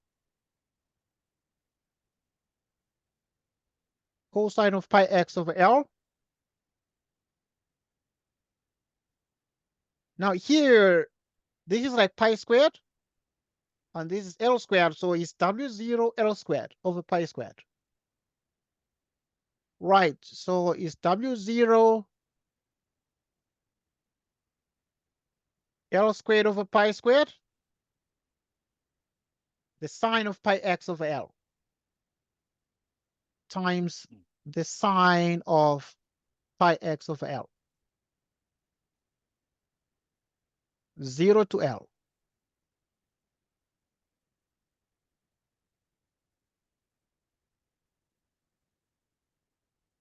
All right, so which means you have minus L, W0 that, pi, the cosine, wherever there's x, you put the L, which is pi L over L.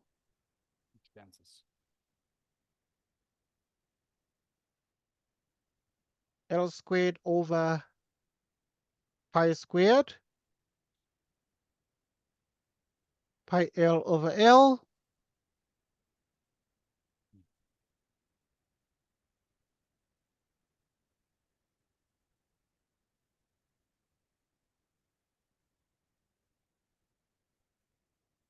over pi, the cosine of pi is 0.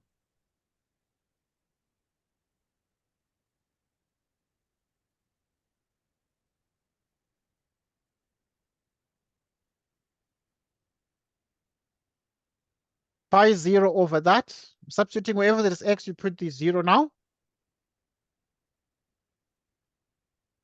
meaning the reaction is equal to, okay, at this point, this cancels out, and this is going to give us minus L, W0 L squared over pi, and this is minus 1. So this is going to be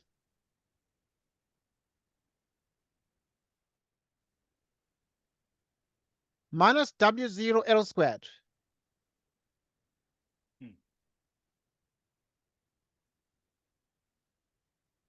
over pi.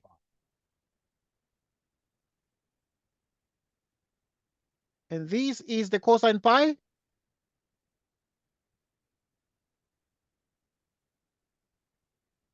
Right, and then this one here is cancels out, and you have W0 L squared over pi squared.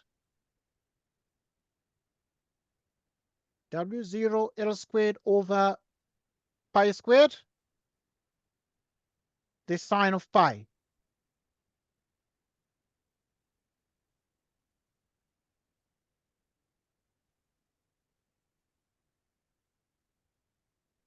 And then this one here is 0. But there's also a 0. So this is going to be 0, and this is going to be 0. So this is minus 0 everything. 0. The reaction. The cosine of pi is -1, so that when you multiply here, it becomes W0 L squared over pi. The sine of pi is 0. So this is W0 L squared over pi.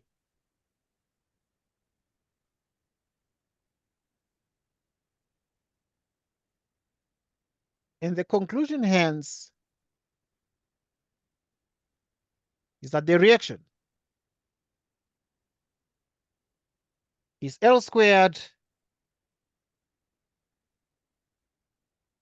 can write it like that.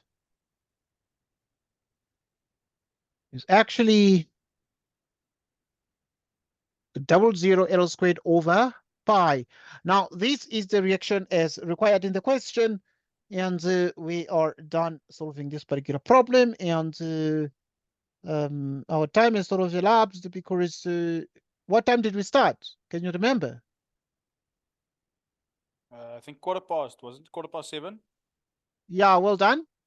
It was in the neighborhood of that time. So it was at about, I know I noted the time.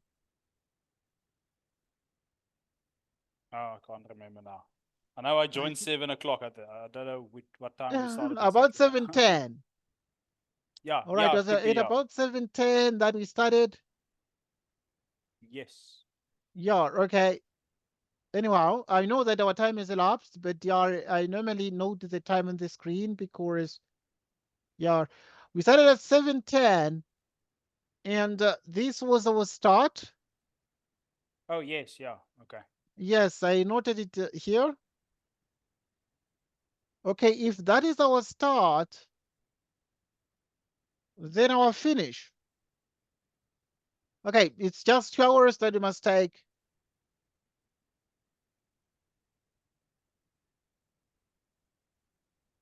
Our finish has to be 21:10 in 2 hours. Hmm. But it's okay. What I'm going to do is I'm going to give you a homework. Okay, yes. Okay, here is the homework. So because it's our first lesson, the homework is not gonna be very long. It's gonna be pretty short, but very short.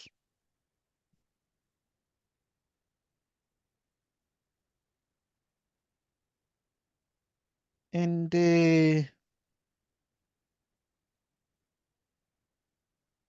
here is the homework.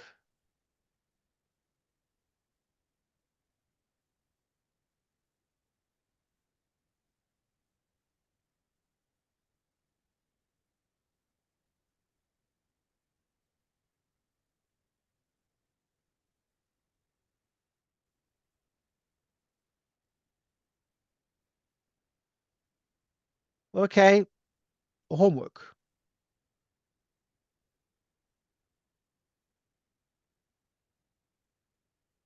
Home activity.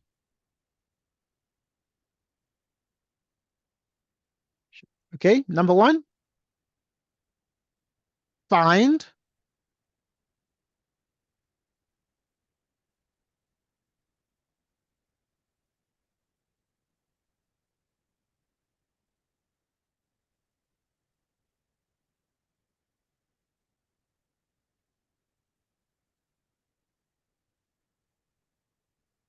Okay, I'm gonna be with you now.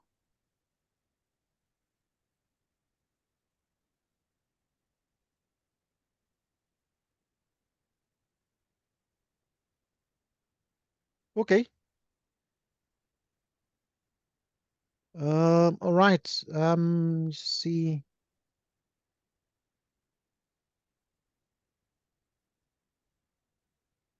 Okay. Find d squared y dx squared. If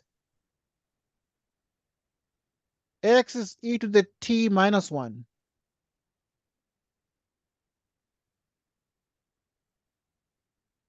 and y is e to the t out of 2. The next exercise, if this video is recorded, so I'm going to send you this video with everything we did. Right, so if I is V over R is Ohm's law, Yeah. and V is 250 volts,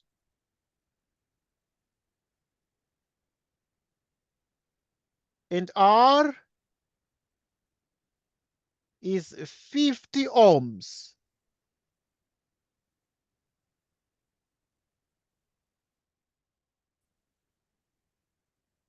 Find the change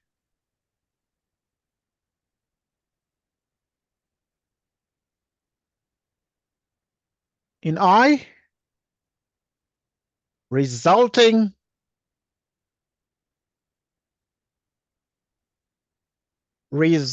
from an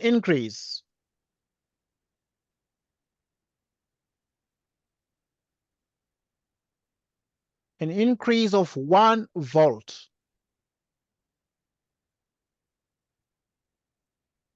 in V and a decrease